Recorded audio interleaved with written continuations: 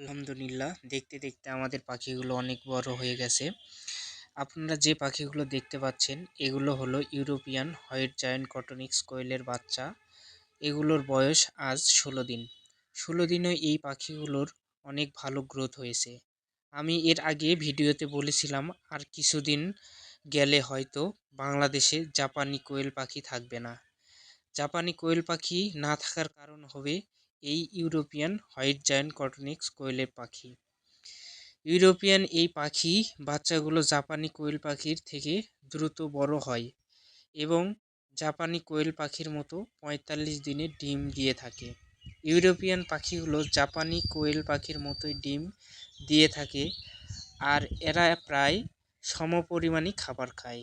জাপানি কোয়েল পাখির দৈনিক প্রায় 20 থেকে 25 গ্রাম খাবার খায় আর ইউরোপিয়ান পাখি প্রায় 25 থেকে 30 গ্রাম খাবার খায়। এখানে জাপানি কোয়েল পাখি যখন প্রাপ্তবয়স্ক হয় তখন এর ওজন হয় 120 গ্রাম এর মতো, আর ইউরোপিয়ান কোয়েল পাখি প্রাপ্তবয়স্ক হওয়ার পরে এর ওজন হয় 450 গ্রাম থেকে 500 গ্রামে, প্রায় হাফ কেজি।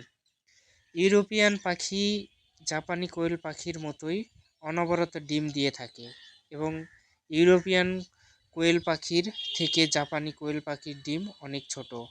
এই কারণে ইউরোপিয়ান কোয়েল পাখি হয়তো আস্তে আস্তে বেশি বিস্তার লাভ করবে এই কারণে।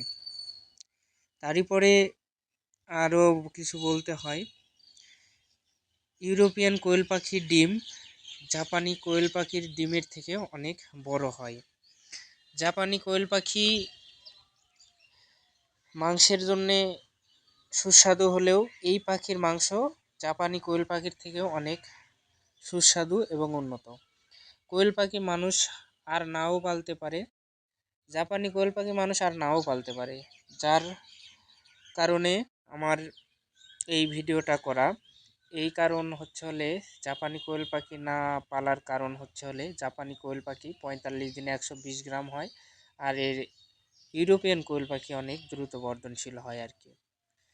তো আজকের ভিডিও এই পর্যন্তই।